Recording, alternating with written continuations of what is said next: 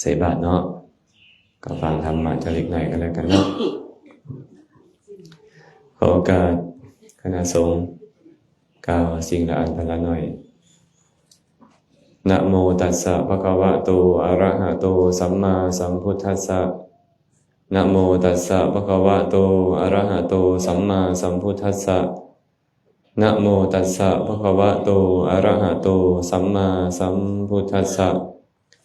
ขอนอบน้อมแด่องค์สมเด็จพระสัมมาสัมพุทธเจ้าผู้ตรัสรู้ชอบได้โดยพระองค์เองผู้เป็นบรมครูของเทวดาและมนุษย์ทั้งหลายขอนอบน้อมแด่พระธรรมอันเป็นธรรมที่พระผู้มีพระภาคเจ้าพระองค์นั้นบูชาแล้วเป็นธรรมที่นำสัตว์ผู้ถึงพร้อมด้วยวิชชาและจรณะออกจากทุกข์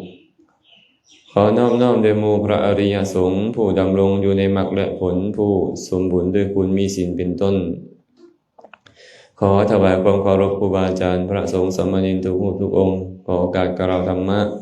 ขอความสุขความเจริญจงบังเกิดมีแก่ญาติธรรมเมื่อสุขสุคนที่สละเวลามาพร้อมกัน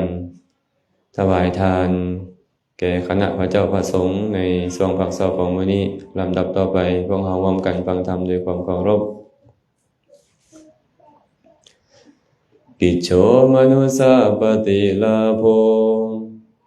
กิจฉังมัจจานะชีวิตัง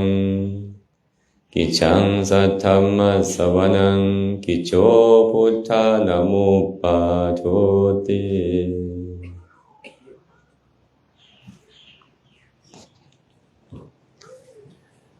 พุทธพจน์บทนี้พระสัมมาสัมพุทธเจ้าทรงตรัสแสดงไว้ในคัมภีร์พุทธกนิกายธรรมบทกิจโฉมนุสสาปฏิลาโภกิจฉังมัจจานะชีวิตังกิจฉังสัทธัมมัสสวนังกิจโฉพุทธานามุปปาโทแปลว่าความเป็นมนุษย์เป็นเรื่องที่หาได้ยากชีวิตการเป็นอยู่ของหมู่สัตว์เป็นเรื่องที่เป็นไปได้ยากการได้ฟังพระสัทธรรมเป็นเรื่องที่เป็นไปได้ยากและการอุบัติขึ้นของพระสัมมาสัมพุทธเจ้าเป็นเรื่องที่เป็นไปได้ยากนี่เป็นพุทธพจน์ที่พระองค์ตรัสไว้ก่อนอื่นมัดขออนุโมทนาบุญนำญาติโยมเมื่อสุขุสุคนที่เดินทางมาจากสถานที่ต่างๆจากที่ใกล้และที่ไกลมาเพื่อที่จะเจริญกุศลอันจะเป็นที่พึ่งให้กับตนเองทั้งในโลกนี้และโลกหน้าเขาก็บอกว่ามาบำรุงพระสงฆ์แม่นบ่ในขณะเดียวกันเฮาเฮ็ดหยังเฮาบำรุงกุศลตัวเองเฮ็ดกุศลของตัวเองให้เกิดขึ้นกุศลนั่นแหละก็จะเป็นที่พึ่งของพวกเฮาเฮ็ดให้พวกเฮาได้รับความสะดวกในการดำเนินชีวิตจนกว่าจะบรรลุถึงมรรคผลนิพพานมื้อนี้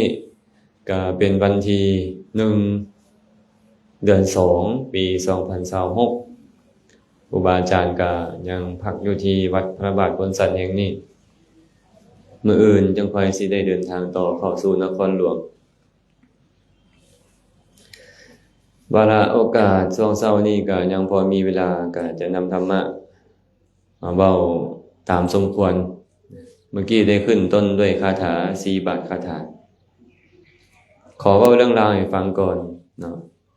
ว่าเรื่องราวเป็นมาแนวใดพระสัมมาสัมพุทธเจ้าจึงตรัสพุทธพจน์บทนี้ในอดีตการพระสัมมาสัมพุทธเจ้าพระนามว่ากัสสปะอุบัติขึ้นมาในโลกพวกเขาคงจะพอได้ยินกันมาคร่าว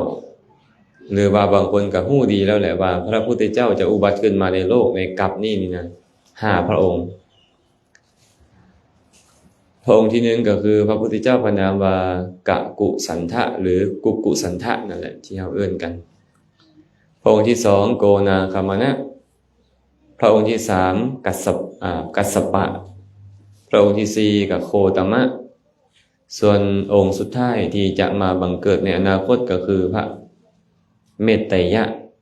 เราก็เลยมักเอิ้นเพิ่นว่าพระศรีอริยะเมตไตรเอิ้นสั้นเข้ากันกับพระศรีอานเฮ มักเว้าแบบนี้แม่นบ่ที่จะมาบังเกิดในอนาคตพระพุทธเจ้าพระองค์นี้ก็คือพระโคดมพระพุทธเจ้าของพวกเรานี่นะที่ประกาศศาสนาออกไปแล้วนี่แต่ว่ามีองค์ก่อนหน้านั้นพระนามว่ากัสสปะในสมัยที่พระพุทธเจ้าพระนามว่ากัสสปะอุบัติขึ้นมาในโลกนี่อายุคนในสมัยนั้น 20,000 ปีเป็นเกณฑ์คนอายุยืนนะบ่คือกันได้พระพุทธเจ้าพระนามว่ากะกุสันทะโหนคนก็ 40,000 ปีโกนาคมนะก็ 30,000 ปีกัสสปะก็ 20,000 ปีแต่ว่าพระพุทธเจ้าของเฮาเนี่ย100 ปีเองขี้หายเนาะขี้หายบ่พระพุทธเจ้าบ่มีทางที่พระพุทธเจ้าจะขี้หายนะแต่ต้องเข้าใจแบบนี้ว่าพระพุทธเจ้าพระองค์ใดสร้างสมบารมีมาหลายนะพระพุทธเจ้าพระองค์นั่นก็จะอายุยืนแล้วก็ขนสัตว์ไปได้หลายก่อนแต่ก็เป็นเรื่องที่แปลกเวลาเผาสรีระทางกายของเพิ่นแล้วกระดูกของเพิ่นจะเป็นแท่งคือเก่าบ่ได้บุสลายคือพระพุทธเจ้าของพวกเฮาเด้กระดูกแขนก็ยังเป็นกระดูกแขนกระดูกขาก็ยังเป็นกระดูกขาครบถ้วนสมบูรณ์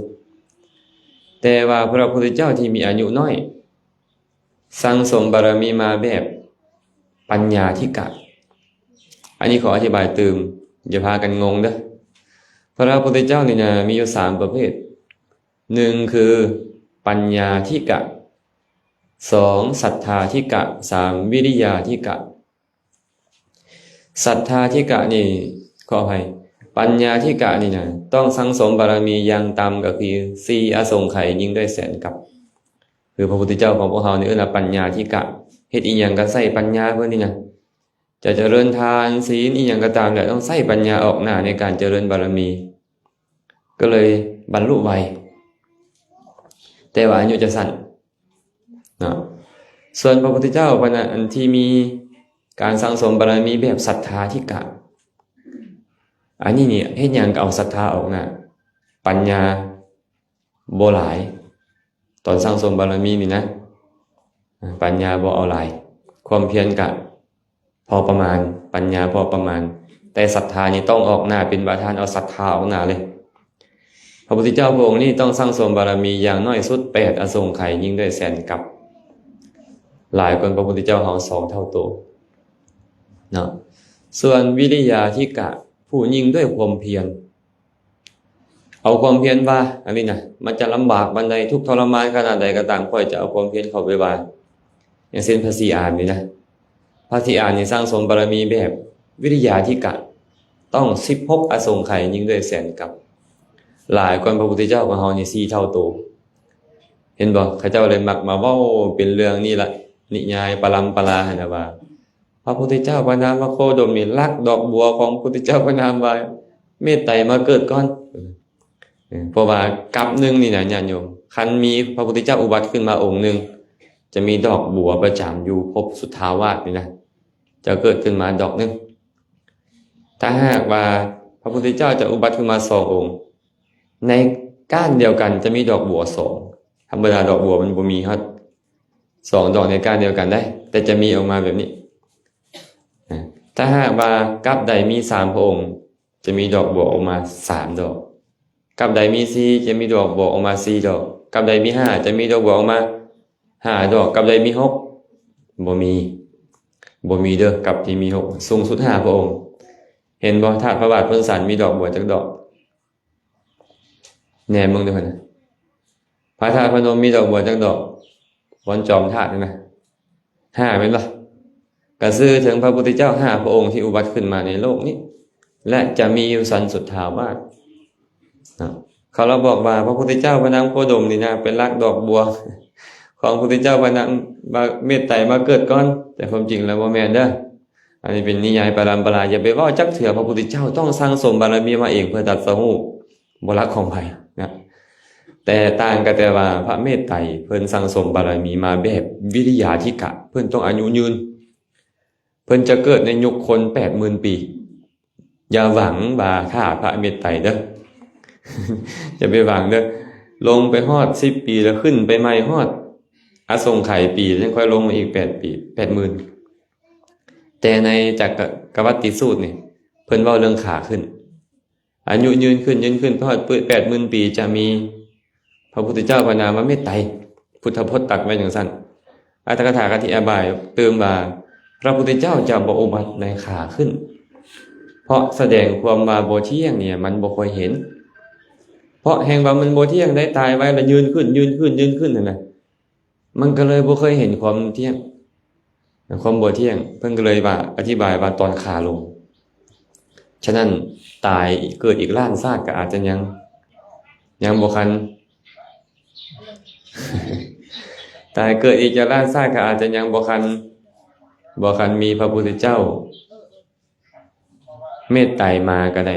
เพราะฉะนั้นพวกเราก็อย่าไปรอท่าเนาะถ้าหากว่าบุญบารมีมีกับเฝ้าพยายามเจริญกุศลให้พ้นไปจากทุกข์แต่คันบ่ได้แท้ๆก็อย่าให้กายศาสนาเพิ่นเด้อเพราะเป็นเรื่องที่แปลกเด้พระพุทธเจ้าบ่เคยพยากรณ์ไว้เลยว่าจะมีองค์ใดต่อจากพระเมตไตรมาอุบัติขึ้นมาในโลกอาจจะเป็นอีกอสงไขยกับนี่อสงไขยเทื่อก็อาจจะบ่มีพระพุทธเจ้าอีกก็ได้การซั่นเนาะพาดทานี่ให้เอาทาหน้าเคยได้ยินบ่น้ำไหลเชี่ยวชี้เหือทาเหนือเพื่อทาใต้เพิ่นว่าคันเจ้าขี้ไปซื้ออะไรมันพาดทานี่ไปเลยเนาะบ่มีทาขึ้นเฮาขี้ตอนนี้เหมือนกับเฮาขี้ทาเหนืออยู่ตอนนี้พระพุทธเจ้าพระนามว่าโคดมเหมือนทาเหนือคันว่ามันหลายแฮงกิเลสมันหลายโพดนะมันไหลไปบ่บรรลุพร้อมพระพุทธเจ้าพระองค์นี้ก็จะให้มันพาดทาใต้คือพระศรีอานนะคันพาดล่ะบ่ฮู้ว่าทาสิมีอยู่มันได้บัดนี้อาจจะมีที่พวกยักษ์ละอยู่แคมทาเข้าก็เข้าบ่ได้อยู่กลางเครื่องผัดมีปลาสลามมีจระเข้อีกอยู่จังได๋ล่ะบัดเนี่ยอยู่ก็ด้วยความหวาดระแวงเห็นบ่ด้วยความกังวลด้วยความย้านกลัวไปหมดแบบนี้เนาะฉะนั้นพระพุทธเจ้าจึงมีอยู่3แบบสร้างบารมีมาพระพุทธเจ้าที่อายุสั้นคือพระพุทธเจ้าของพวกเรากระดูกจะแลกละเอียดเลยมีกระดูกอยู่7ส่วนที่บ่แตกที่เหลือแตกหมด7ส่วนคือหยังแน่กระดูกหน้าผากนี่บ่แตกจะเป็นโครงกระดูกอยู่คือเก่ากระดูกเฮาเอิ้นว่าไหปลาแดกเห็นบ่กระดูกมีดเอิ้นเนาะภาษาบ้านเฮาเนาะภาษาไทยเอิ้นไหปลาร้าภาษาลาวเอิ้นว่าไหปลาแดกอันนี้จะบ่แตกเนาะแล้วก็พระเขี้ยวแก้วภาษาลาวแท้ๆคือแก้วแง4เล่มจะบ่แตกที่เหลือจะหมุนออกเป็นเม็ดเหมือนเม็ดข้าวสารเป็นเหมือนเม็ดถั่วเหลืองถั่วเขียวเป็นเหมือนกับเม็ดงา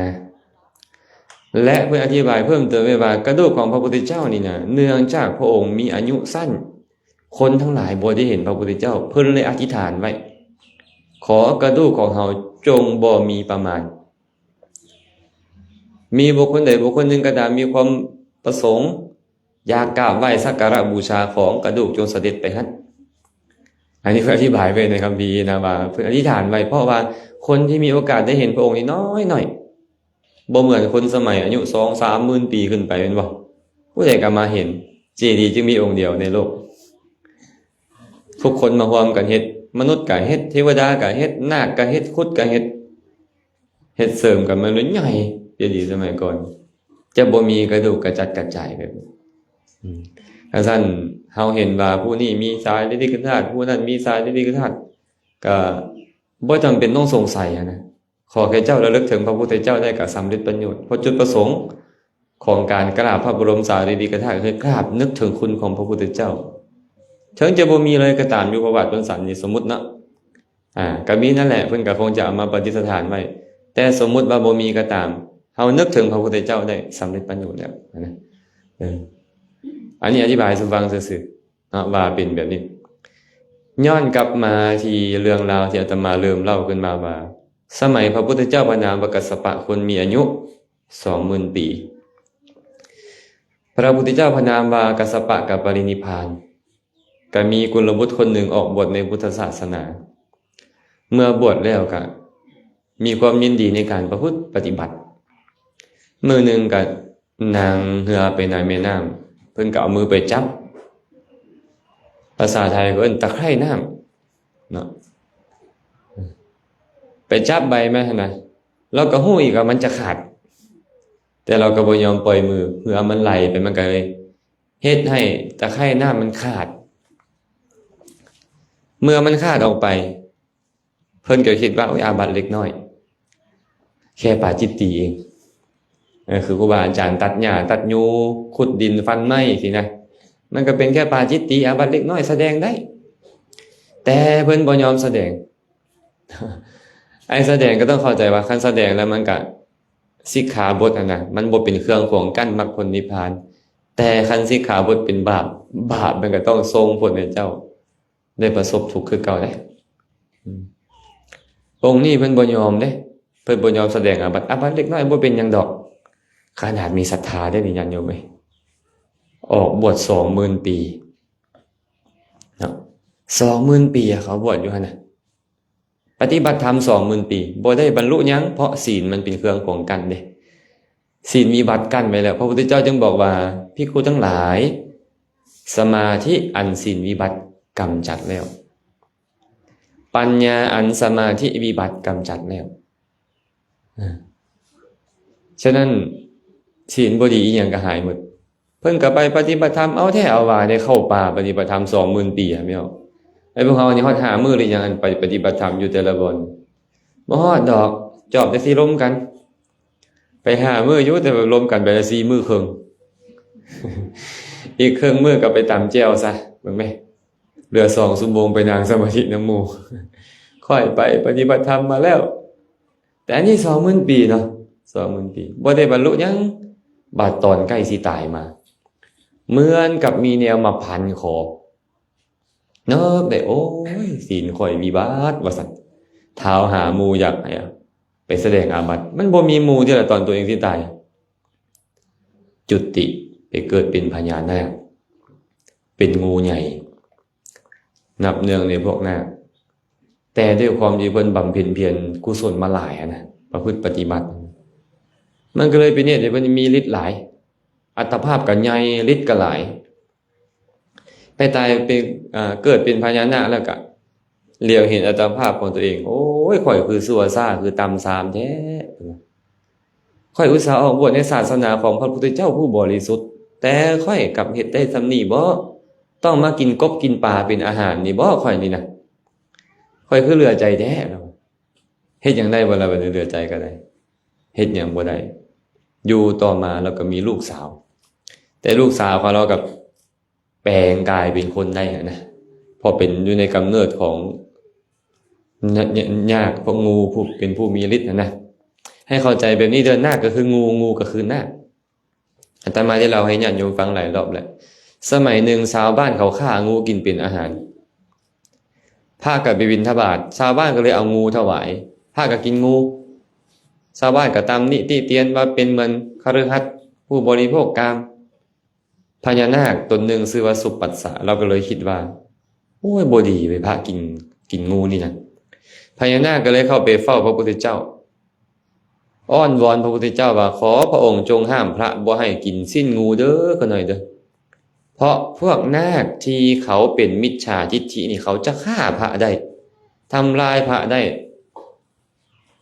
ขอพระองค์จงห้ามพระพุทธเจ้าก็เลยห้ามพระบ่ให้กินสิ้นงูตั้งแต่นั้นมาเลยอาสันนาคก็คืองูก็คือนาคแต่เฮาเอิ้นงูประเภทที่มีฤทธิ์หรือว่านาคคันทันเขาบ่ดีจะน้อยนึงเขาเลยเอิ้นว่าเงือก ที่แท้กันเดียวกันคืองูนั่นแหละเนาะแต่งูประเภทที่มีฤทธิ์นี่คือกันเรามีฤทธิ์เด้เมื่อเรามีฤทธิ์แล้วก็บันดาลอัตภาพบักใหญ่แผ่พังพานอยู่แม่น้ำคงคาให้ลูกสาวไปเต้นรำอยู่เทิงหัวให้กล่าวคำก่อนออกไปกับประกาศทั่วเลยผู้ใดต้องการลูกสาวค่อยนี่นะให้มากล่าวกราบก่อนแก้คำถามของลูกสาวค่อยให้ได้ค่อยจะยกลูกสาวและยกความเป็นใหญ่ในเมืองบาดาลให้พร้อม ชาวสมภูทวีปแถวเมืองพาราณสีเป็นต้นก็พากันไปจังได๋ก็ตอบบ่ถูกอะเราผูกคาถาไว้นี่เพื่อหยังเพื่อว่าพระพุทธเจ้าอุบัติขึ้นมาในโลกแล้วสอนธรรมะให้ผู้คนคนใดคนหนึ่งจะได้นำคำตอบนั้นมาตอบเราคนธรรมดานี่ตอบบ่ได้เพราะคำถามนี้บ่เป็นคำถามของปุถุชนคนธรรมดาจะตอบเพราะเราเคยปฏิบัติธรรมเราเคยอยู่กับพระอริยเจ้ามาเราก็เลยพูดคำก่อนเอาไว้สมัยเดียวกันนั่นเองพระผู้มีพระภาคเจ้านี่ประทับอยู่เมืองพาราณสีผ่านยุคมาได้ตั้งแต่พระพุทธเจ้าพระนามกัสสปะแล้วยังบ่พ้นจากอัตภาพหน้าความเป็นเราอายุยืนนะจนมาฮอดพระพุทธเจ้าของเฮาพุทธันดรหนึ่งยังเป็นนาคคือเก่าเคยได้ยินกาละนาคราชบ่นาคดำนะอันพระพุทธเจ้าไปเสี่ยงทายธาตุอันนะธาตุตกลงไปพื้นยังค่อยตื่นขึ้นมาเทื่อนึงนะก็บ่ต้องแปลกใจองค์นั้น5พระองค์จะได้เห็นพระพุทธเจ้า5พระองค์อายุเรายืนบ่และนับบ่ได้เลยว่าจะอสงไขยปีเห็นบ่อันนี้คือการผ่านไปพุทธันดรหนึ่งยังเป็นนาคคือเก่าความอายุยืนนี่นะก็ยังมาเฮ็ดคือเก่าพระผู้มีพระภาคเจ้ากับแผ่คายพยานไปเห็นอุปนิสัยของมานพคนหนึ่งชื่อว่าอุตระมานพคนนี้นี่เนี่ยก็อยากจะไปกล่าวคำก่อนแก้อยากได้ลูกสาวของพญานาคคือกันพระพุทธเจ้าก็เลยพิจารณาเบิ่งโอ้ถ้าหากมานพคนนี้มาในสถานที่เฮาอยู่ได้ฟังธรรมแล้วจะบรรลุเป็นพระโสดาบันจะเป็นเหตุให้มหาชนได้เข้ามาฟังธรรมและบรรลุธรรมเป็นจำนวนหลงไหลก็เลยย่างลัดเลยพระเจ้าก็ย่างไปลัดอยู่แคมทางอยู่ใต้ต้นซึกประมาณว่าต้นสำสานะภาษาบรรเทาคือพวกต้นสำสา7ต้นโกงเข้ากันเนาะองค์ก็ไปนั่งอยู่มานพชื่อว่าอุตระนั่นกันย่างผ่านไปพอดีพระเจ้าก็เลยเอิ้นถามมานพเจ้าสิไปไสโดยข้าน้อยกำลังจะไปก้าวกราบก่อนแก้พญานาคเอรกะปัดเพื่อต้องการลูกสาวของเราและกับความปิ่นใหญ่ในภพบาดาลเจ้าฮู้แล้วบ่ล่ะคำก่อนนะฮู้แล้วข้าน้อยใส่มาเว้าให้ฟังมึงดูบ่แม่นเด้อแล้วก็เว้าสู่ฟังแก้บ่ได้อันนี้บ่แม่นคำตอบเจ้าอยากแก้ได้บ่โดยเอาเจ้าฟังตถาคตเด้อตถาคตจะกล่าวหากเรากล่าวคำก่อนมาว่าพระราชาชื่อว่าเป็นใหญ่เพราะเหตุใดบุคคลเช่นใดชื่อว่ามีธุรีอยู่ถึงหัวบุคคลเช่นใดชื่อว่าปราศจากธุรีบุคคลเช่นใดชื่อว่าเป็นคนพาลขันเรากล่าวคาถานี่มากล่าวก่อนนี่มาให้เจ้าตอบว่าพระราชาผู้ที่เป็นใหญ่ในอายตนะ6ชื่อว่าพระราชาผู้เป็นใหญ่เด้อบุคคลใดก็ตามมีความกำหนัดยินดีพอใจในกามบุคคลนั้นชื่อว่ามีธุรีมีขี้ฝุ่นอยู่ถึงหัวบุคคลใดก็ตามปราศจากความกำหนัดบุคคลนั้นชื่อว่าปราศจากธุรีบุคคลผู้มีความกำหนัดนั่นแหละเรียกว่าคนพาลให้เจ้าตอบแบบนี้เด้อและถ้าหากนางนาคนะถามต่อมาคนพาลทึกอีหยังพัดไปบัณฑิตเด้บรรเทาด้วยอีหยังและบุคคลชื่อว่าเกษมจากโยคะเพราะเหตุใดเจ้าจงตอบว่าคนพาลทึกห่วงน้ำคือโอคะพัดพาไปบัณฑิตบรรเทาด้วยความเพียรบุคคลผู้ปราศจากโยคะชื่อว่าเป็นผู้เกษมจากโยคะเด้อแทนที่จะเอาไปตอบฟังลงปุ๊บบรรลุโสดาบันรู้ไหมบรรลุโสดาบันก็แล้วนะบ่คันได้เมียซ้ำเอาเงินเลยบรรลุโสดาบันก่อนหลังจากบรรลุโสดาบันแล้วเราก็ไปพระพุทธเจ้าก็บ่ไปได้อยู่บนเก่าแล้วฮู้ว่าจะมีคนมาหาแล้วมื้อนี้แล้วก็ไปพอไปฮอดแล้วคนก็เต็มผู้ใดก็กล่าวคำก่อนของตนแก้แต่ก็บ่ได้อุตรามานพไปฮอดก็เลยกล่าวห้องขึ้นว่าท่านผู้เจริญทั้งหลายขอให้ค่อยได้โอกาสได้เถอะค่อยขอโอกาสกล่าวคำก่อนได้ นางนาคมานาวิกาก็ยืนอยู่เทิงพังพานของพ่อเราเนี่ยกล่าวคำกรออกมาผู้เดินพระราชาชื่อว่าเป็นใหญ่เพราะเหตุใดบุคคลผู้เช่นใดชื่อว่ามีธุรีอยู่ถึงศีรษะบุคคลเช่นใดชื่อว่าปราศจากธุรีและบุคคลเช่นใดชื่อว่าเป็นคนพาลแล้วก็ตอบเลยบุคคลผู้เป็นพระราชาเป็นใหญ่ในอายตนะทั้งหกจึงชื่อว่าพระราชาผู้เป็นใหญ่หากบุคคลใดมีความกำหนัดในกามบุคคลนั่นชื่อว่ามีขี้ฝุ่นมีธุลีอยู่เทิงหัวอยู่เทิงศีรษะส่วนบุคคลใดก็ตามปราศจากความกำหนัดบุคคลนั่นชื่อว่าปราศจากธุลีและผู้มีธุลีเทิงศีรษะนั่นแหละชื่อว่าเป็นคนพาลพระพุทธเจ้าสอนเราก็เอาไปตอบแบบนี้เป็นอย่างเราจึงบอกว่าพระราชาผู้เป็นใหญ่คือเป็นใหญ่ในอายตนะหากพระราชานี่นะเห็นรูปกับกำหนัดฟังเสียงกับกำหนัดดมกลิ่นชิมรสชาติได้สัมผัสได้ทำอารมณ์กำหนัดยินดีบ่กำหนัดกับขัดเคืองรสเอิ้นว่าเป็นใหญ่ได้บ่บ่สมควรเลยแม่นบ่เห็นรูปใส่ใจพิจารณาได้บ่ปล่อยให้กิเลสครอบงำจิตใจฟังเสียงดมกลิ่นชิมรสชาติได้รับสัมผัสรู้สึกอีหยังทางใจกะบ่ปล่อยให้ความกำหนัดยินดีหรือความโกรธเคืองครอบงำจิตใจได้นี่จึงชื่อว่าพระราชาผู้เป็นใหญ่อันนี้เป็นใหญ่แท้เนี่ยเนาะถึงบ่เป็นพระราชาก็เป็นใหญ่เป็นบ่ถ้าหาก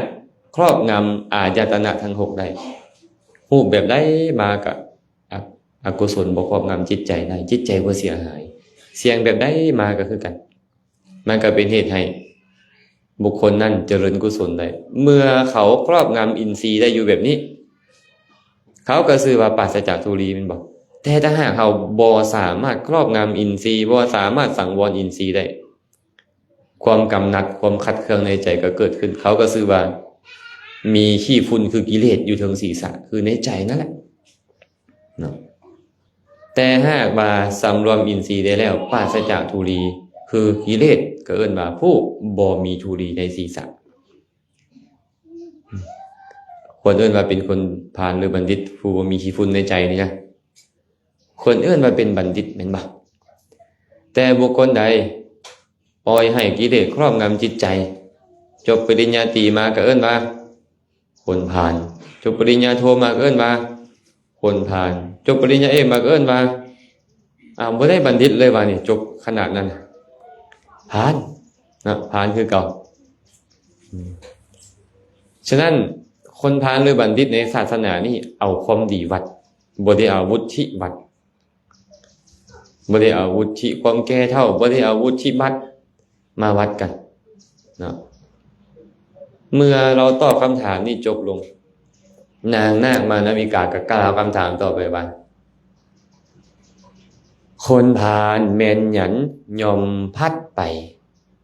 บัณฑิตบรรเทาด้วยอีหยังบุคคลเช่นใดจึงชื่อว่าปราศจากโยเชิงความเกษมปราศจากโยคะ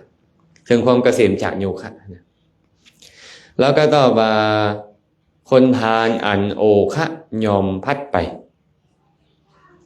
บัณฑิตยอมบรรเทาด้วยความเพียรบุคคลใดปราศจากโยคะสี่บุคคลนั่นชื่อว่าผู้เกษมจากโยคะเราตอบนะเป็นอย่างเราจึงบอกว่าคนพาลอันโอคะยอมพัดไปโอคะแปลว่าอย่างโอคะนี่ห่วงน้ำเอาคนซัวนี่น้ำพัดหนีหมดบ่คือมันยังขี่รถเลาะอยู่คนซัวก็ได้ฮะโมแมนดอกมันบอกโอคะในที่จึงหมายถึงกิเลสที่เปรียบเสมือนแม่น้ำกาโมคะพะโวคะจิตโทคะอวิชโชคะกาโมคะคือกามความยินดีพอใจในรูปเสียงกลิ่นรสสัมผัสพะโวคะก็คือกามประเภทที่เป็นภพแล้วเพิ่นเลยเปลี่ยนจากคำว่ากามเป็นภพตัณหานั่นเองตัณหาในการเกิดตัณหาในฌานในอรูปฌานเป็นต้น ทิฏโธคะคือมิจฉาทิฏฐิเห็นบาปบ่มีบุญบ่มีการให้ทานบูชาบวงสรวงบ่มีผลเป็นต้นส่วนอวิชโชคะคือความโง่เขลางมงายครอบงำจิตใจมืดแปดด้านเพิ่นนี่นะโอคะสี่อย่างยอมพัดคนพาลไปไสล่ะไปสู่อบายไปสู่ที่ต่ำน้ำไหลจากเทิงภูเขาพัดเอาทุกสิ่งทุกอย่างที่ขวางหน้าที่พอจะพัดได้ไปตามอำนาจของตนชั้นใดโอคะสี่อย่างนี้ก็คือการยอมพัดบุคคลลงไปสู่ที่ต่ำคืออบายทุกขติมินิบาตชั้นนั้นคือกันคนพาลนี่แหละโอคะยอมพัดไปและบัณฑิตนี่แหละบรรเทาได้ยังบรรเทาด้วยความเพียรคือสัมมัปปทานสี่นั่นแหละเพียรเพื่อละกาโมฆะเป็นต้นเพียรเพื่อป้องกันบ่ให้มันเกิดขึ้นเพียรเพื่อเจริญกุศลและเพียรเพื่อรักษากุศลเอาไว้ปหานะเป็นเราปหานเนาะสังวรสังวรภาวนาหรือภาวนาคือเจริญอนุรักษณะก็คือตามรักษาเพียรละกิเลสเพียรสังวรกิเลสเพียรเจริญกุศลเพียรรักษากุศลสี่อย่างอื่นว่าสัมมัปปทานคือความเพียรนี่จ้องใส่พวกนี้มาบรรเทาโอคะนั้นบ่ให้โอคะพาใจตัวเองไปในสิ่งที่บ่ดีต่างๆและบุคคลใดก็ตามเจริญกุศลปรารภความเพียรนี่แหละจนบรรลุ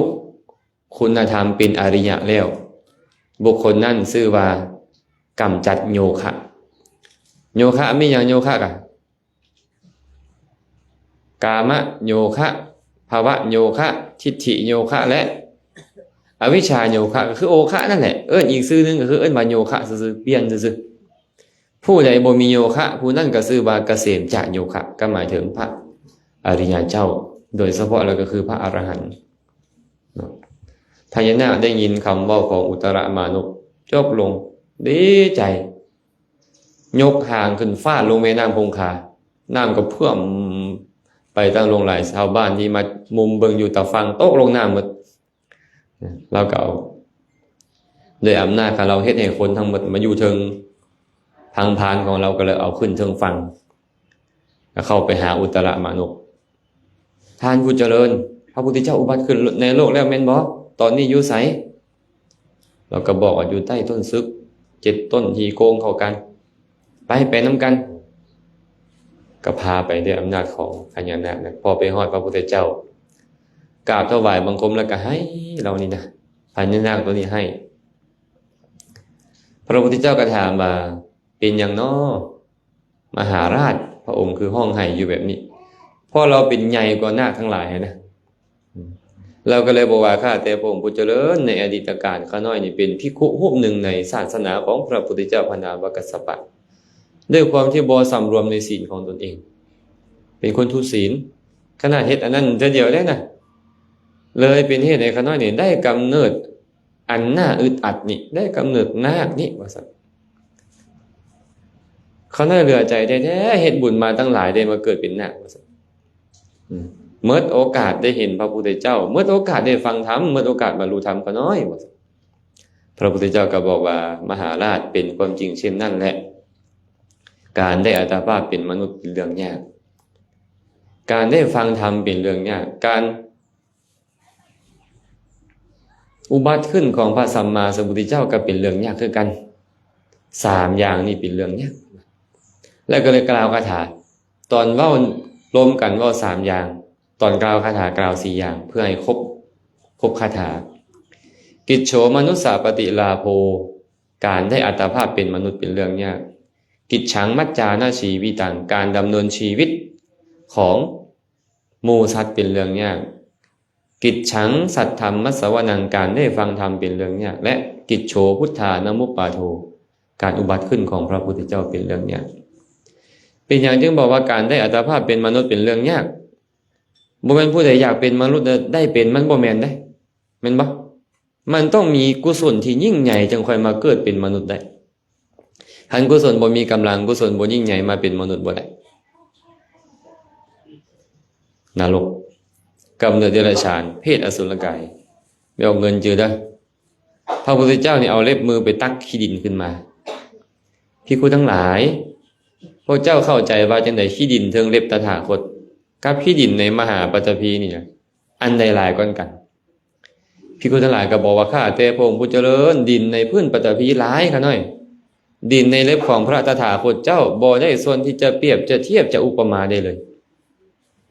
มันสิไปเปรียบเทียบกันได้เนาะขี้ดินเทิงเล็บกับขี้ดินในพื้นแผ่นดินอันใดหลายก่อนว่าซั่นพระพุทธเจ้าถามพระพุทธเจ้าก็เลยเว้าย้ำเข้าไปว่าภิกขุทั้งหลายเอ้ยฉันใดก็ฉันนั้นบุคคลผู้ตายจากความเป็นมนุษย์แล้วได้อัตภาพเป็นมนุษย์อีกเหมือนกับขี้ดินเทิงเล็บตถาคตนี่แหละแต่บุคคลที่ตายจากความเป็นมนุษย์แล้วเข้าถึงอบายทุกขติวินิบาตนรกเหมือนกับขี้ดินเทิงพื้นปฐพีนั่นบ่แม่นง่ายได้อันที่พวกเฮาได้อัตภาพเป็นมนุษย์เนี่ยได้เป็นมนุษย์ก็ยากได้แล้วเนาะพวกเฮาเนาะ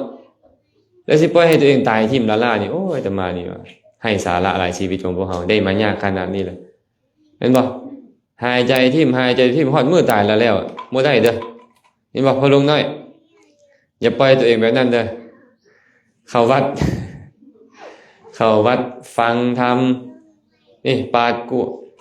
กวดลานเจดีย์มัน6มันโอ้ยมันบุญทั้งนั้นน่ะเฮ็ดแดเดี๋ยวก็ตายกันแล้วตายบ่ไม่ออกน้องสิตายบ่ตายเนาะอาตมาผู้เว้านี่ก็ตายนะ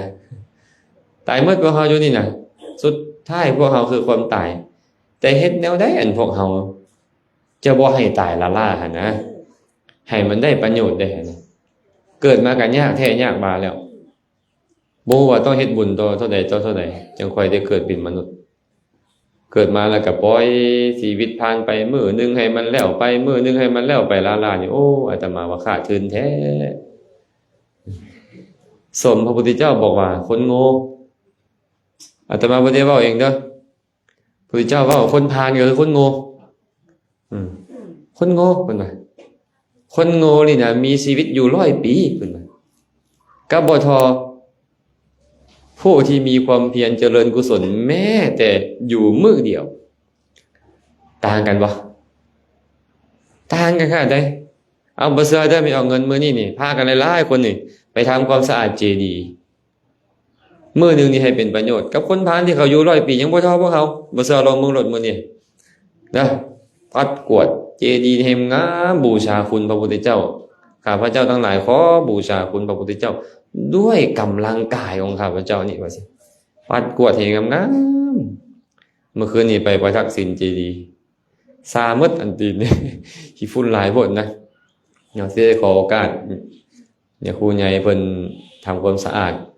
จักหน่อยนึงเพื่อได้กุศลหน่อยนึงบ่ได้อีหยังหลายก็ได้กุศลขอนี้ก็ยังดีเนาะบ่แน่ได้มื้ออื่นอาจจะบ่ได้เฮ็ดแล้วเด้ตื่นมื้ออื่นมาไม่ออกเงินอาจจะยกแขนบ่ขึ้นแหละไม่เป็นรอยเป็นเปี้ยลงเลยอาจจะบ่ได้เฮ็ดแหละมีโอกาสจับฝอยมากวดแล้วได้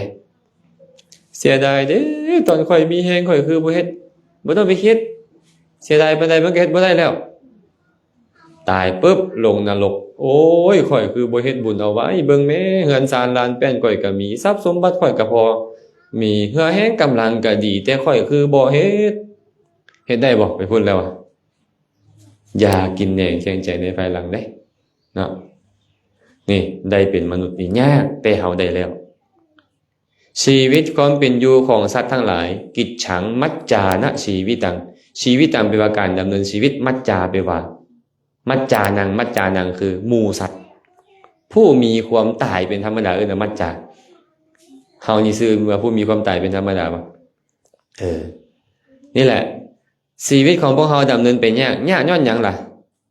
ต้องเฮ็ดไร่ไสนาต้องเฮ็ดหัวเฮ็ดสวนเลี้ยงงัวเลี้ยงควายปลูกฝังเลี้ยงสัตว์เฮ็ดราชการบางคนต้องขอทานกินเห็นบ่บางคนต้องลักเล็กขโมยน้อยกินจอบนี่จอบหั่นลำบากบ่เฮาคิดว่าลำบากเนาะบางคนอวัยวะพิกลพิการ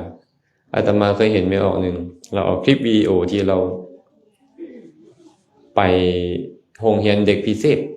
โรงเรียนเด็กพิเศษแม่นบ่เคยเอิ้นเด็กพิเศษบ่มันพวกอินซีอยู่หั่นน่ะมือสั่นไปเลยหั่นน่ะก่อนเขาจะกินข้าวได้คำนึงไม่ออกไอ้น้ำแกงนี่บ่มีโอกาสได้กินคันบ่มีคนป้อนน่ะ ตักขึ้นมาสิฮอดปากเบิ่นแล้วข้าวจะขึ้นมาฮอดปากนี่มันซะเอาเบิ่นแล้ว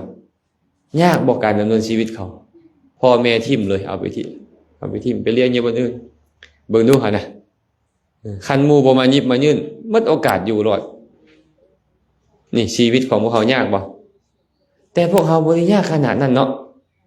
ยังพอไปได้ทำมาหาได้อยู่แต่ว่าบ่ใช้ชีวิตของพวกเขาเฮ็ดกุศลคุณงามความดีนี่บ้าอาตมาว่าตัวขี้ห้ายแท้ไทบ้านอันเนี้ยไทบ้านใดแดนี่นะแต่บรรทวยพระบาทใส่พายก็ว่าไปเลยได้นี่นะเนาะชีวิตก็มีพอเป็นไปได้ดีแล้วบ่ถึงขั้นกันคันพวกท่านได้ไปประเทศอินเดียจะเห็นเลยบางคนแขนกุดข้างนึงบางคนขากุดข้างนึงบางคนกุดสองข้างบางคนทั้งแขนทั้งขาก็บ่มีดำเนินชีวิตไปแบบนี้ปากใส่หมูข้อกินอยู่แขนขาก็บ่มีหมูได้ป้อนให้กินแต่ว่าเขาก็ดิ้นรนเพื่อให้เขาอยู่รอดไอ้พวกเขาที่บ่ได้ขนาดนั้นเนาะกุศลคุณงามความดีบ่อยากเฮ็ดเนี่ยอาตมาโอ้น่าเสียดายแทนพวกเขาเจ้าเนาะน่าเสียดายเลยน่าเสียดายข้อที่3พระองค์ตรัสว่ากิจฉังสัตธรรมมัสสวนังการได้ยินได้ฟังพระสัทธรรมเป็นเรื่องหาได้ยากอาตมานี่20 ปี20 ปีบ่ได้ฟังธรรมเลยอาตมาบ่เป็นประมาทญาติคุณอีหยังเด้คือตัวเองบ่สนใจนะ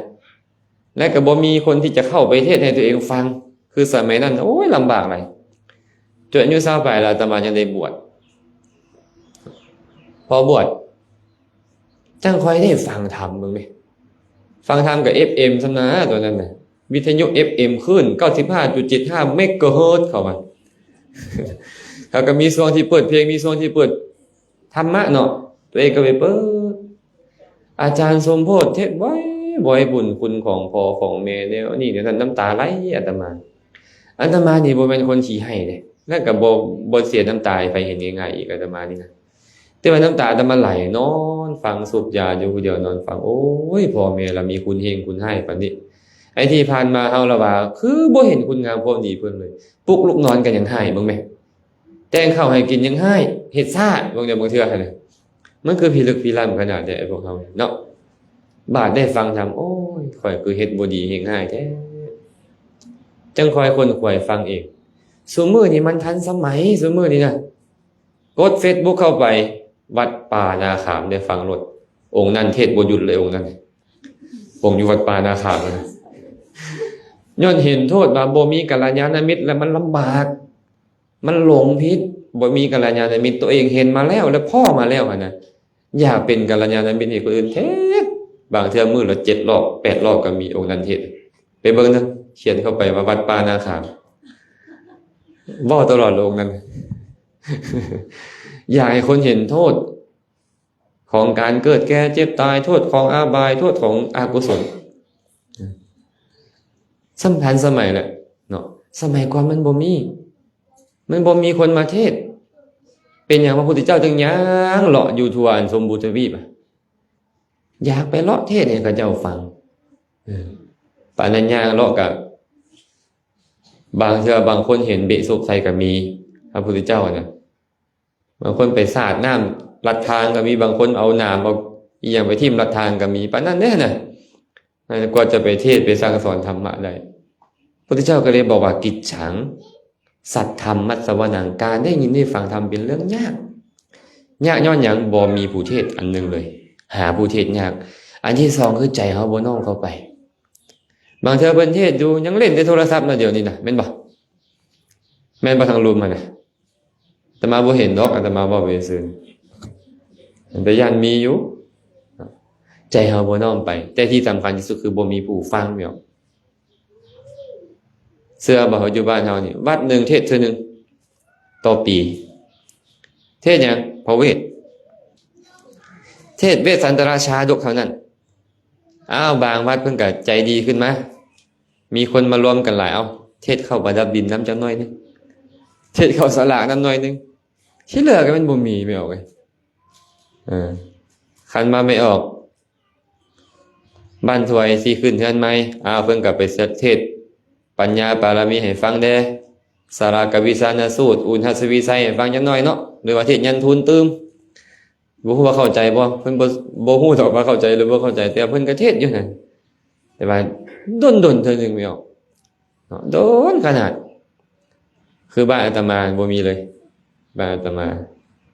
ตั้งแต่อาตมาเกิดมาแล้วจื้อความได้มีบุญพระเวทปีเดียวอาตมาจื้อบ่ผิดเด้อก็ต้องไปล้อเอาครูบาอาจารย์อยู่นอกไปเบิดมันหายากแท้ๆผู้เทศเนี่ยอาตมาก็เลยมาคิดอยู่เสมอเลยว่าเฮาสละความสุขความสบายเฮาจักน้อยนึงก็ได้นะให้มูลพอได้ประโยชน์บางเทื่อเขาได้ยินได้ฟังแล้วก็อาจจะคนขวยได้ดีกว่าเฮาเฮ็ดอาตมาสอนมานี่15ปีแล้วแม่น16 ปีแล้ว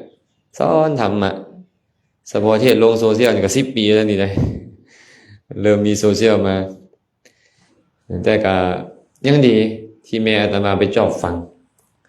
บ่ได้ผู้อื่นก็อยากให้แม่อาตมาไปจอบฟังแล้วก็บ่ฟังแท้ฟังวานเราจอบฟังก็ยังดีอยู่นะแนวนี้เราก็ยังมาเห็นครูบาอาจารย์มาก็พอได้ยินสะกิดใจหน่อยนึงเป็นอุปนิสัยเนาะอัตภาพต่อไปได้ยินคำเว้าเดิมๆที่อาตมาเคยเว้านี่แหละจากพระพุทธเจ้าพระองค์ต่อไปหรือจากพระสาวกองค์ต่อไปถ้าจะบรรลุมรรคผลนิพพานได้นะอันนั้นอาตมาเว้าก็เว้าแต่เรื่องเดิมๆนี่ได้บ่มีเรื่องอื่นในคำสอนของพระพุทธเจ้าก็ทานศีลภาวนานี่แหละพวกนี้แหละ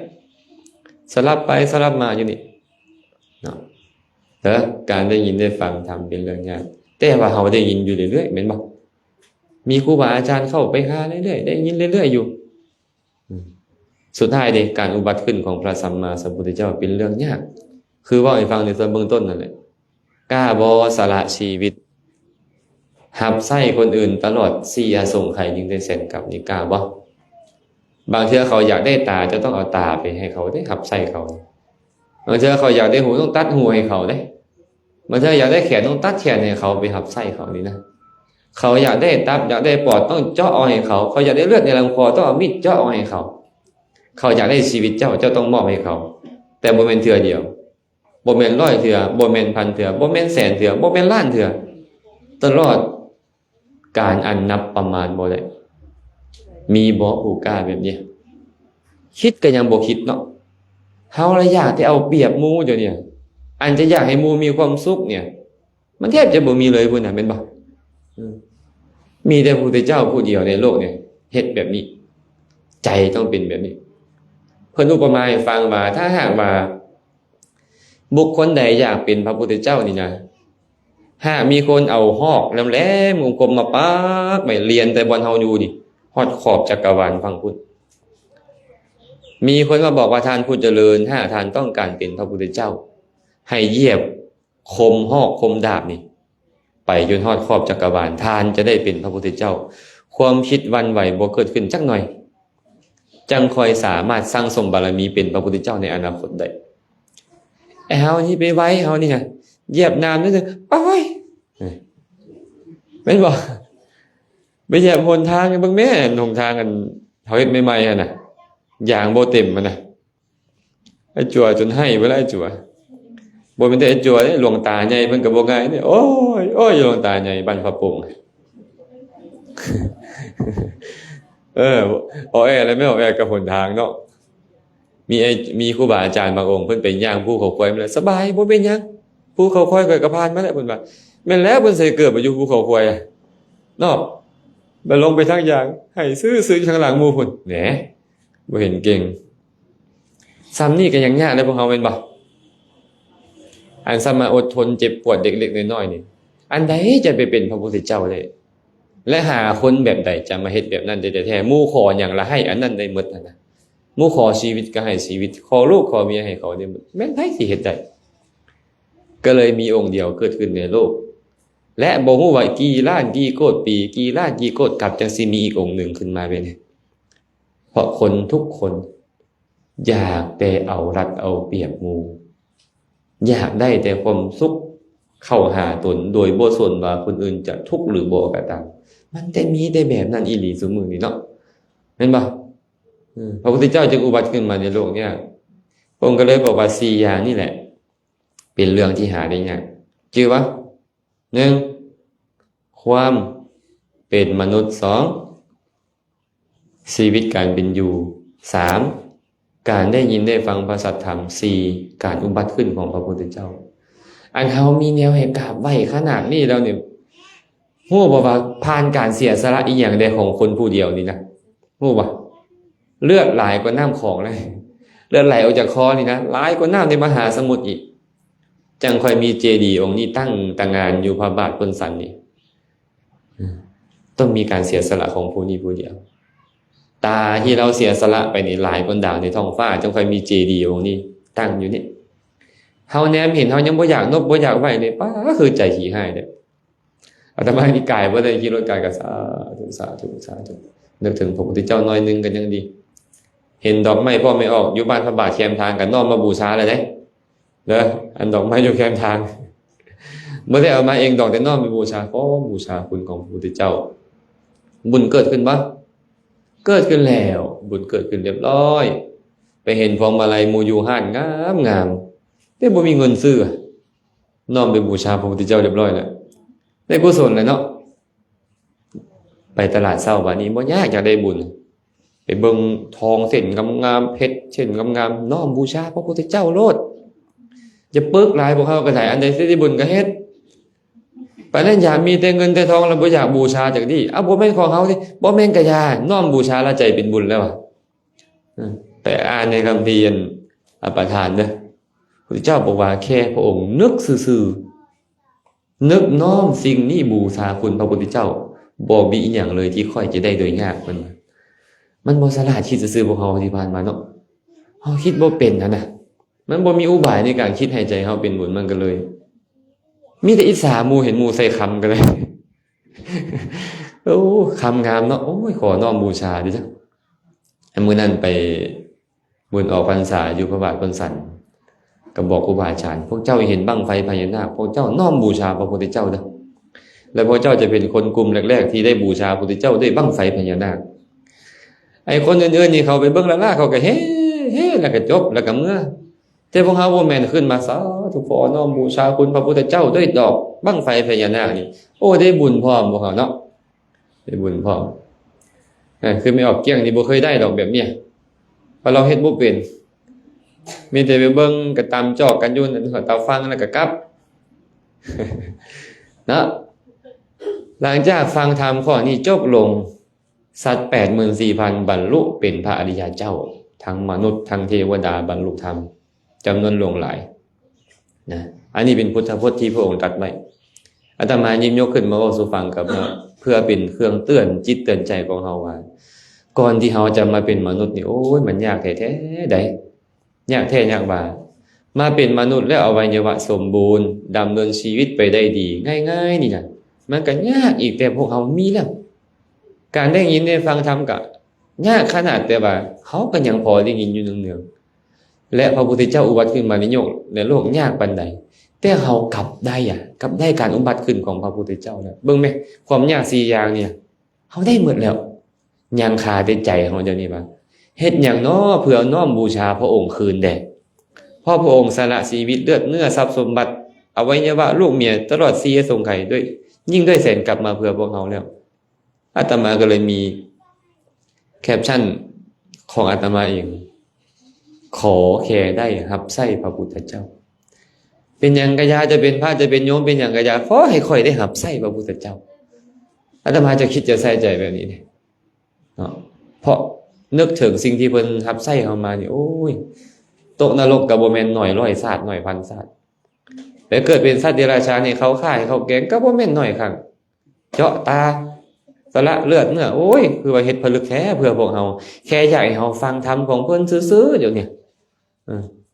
เฮาก็มาได้ยินได้ฟังแล้วเพิ่นมีคุณหลายต่อเฮาก็ควรตอบแทนเพิ่นด้วยการบูชาคุณของผู้เพิ่นอาตมาจึงบอกเรื่อยๆว่าอย่าคิดว่าครูบาอาจารย์เท่านั้นได้เป็นผู้ที่ประกาศศาสนาบ่แม่นเลยคันบ่มีญาติโยมซัพพอร์ตนี่ครูบาอาจารย์ก็เฮ็ดยากอีหลีเด้ญาติโยมก็ญาติโยมก็ต้องบำรุงด้วยปัจจัย4ครูบาอาจารย์จึงคอยคนควยในการศึกษาปฏิบัติและนำคำสอนไปบอกกล่าวไปเผยแพร่ออกไปชื่อว่าตอบแทนคุณของพระพุทธเจ้าพระพุทธเจ้าบ่อยากได้หยังอีหยังจากเฮาดอก ขอแค่อยากให้เฮานี่ฟังธรรมของเพิ่นเอาธรรมะไปปฏิบัติและบอกต่อให้เพิ่นได้เพราะข้อยเสียสละเวลามาซี่อสงไขยยิ่งด้วยแสนกับข้อยมีเวลาสอนแค่45ปีแล้วข้อยก็ตายข้อยบ่ได้เงินดำเงินเดือนข้อยบ่ได้อีหยังเลยนะแต่ว่าข้อยตั้งใจมาเพื่ออยู่45ปีนี่เท่านั้นความปรารถนาอันสูงสุดของข้อยนี่คือมาอยู่45ปีแล้วตายบ่เกิดอีกนี่ให้ได้เฮ็ดกิจของเพิ่นอันนี้ก็ขอฝากไว้เด้อญาติโยมเด้อขอฝากญาติโยมทุกคนไว้เฮ็ดจั่งใดเนาะครูบาอาจารย์สิมีโอกาสในการบอกกล่าวธรรมะเผยแผ่ธรรมะก็ซอยกันเนาะและการตนเองก็ต้องเฮ็ดกุศลให้เกิดขึ้นในใจอยู่เนืองๆเพื่อจะเป็นเสบียงบุญไปต่อในภพหน้าก่อนจะได้บรรลุถึงมรรคผลนิพพานเอาละมื้อนี้ก็คงจะพอสมควรแล้วขอจบการกล่าวธรรมลงเพียงเท่านี้บุญใดกุศลใดที่เกิดขึ้นในจิตในใจของทุกคนทุกท่านอาตมาภาพก็ขออนุโมทนาสาธุการนำอาตมาภาพเองได้เฮ็ดบุญกุศลอันใดอันหนึ่งก็ขอให้ทุกคนทุกท่านจงมีส่วนร่วมในบุญทั้งหลายเหล่านั้นขอให้สรรพสัตว์ทั้งหลายจงมีส่วนร่วมในบุญทั้งหลายเหล่านั้นขอให้สรรพสัตว์ทั้งหลายจงเป็นผู้มีความสุขโดยทั่วกัน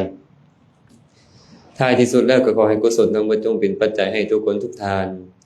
จงได้บรรลุถึงมรรคผลนิพพานในอนาคตการอันใกล้นี้โดยทั่วกันทุกท่านทุกคนเทอญ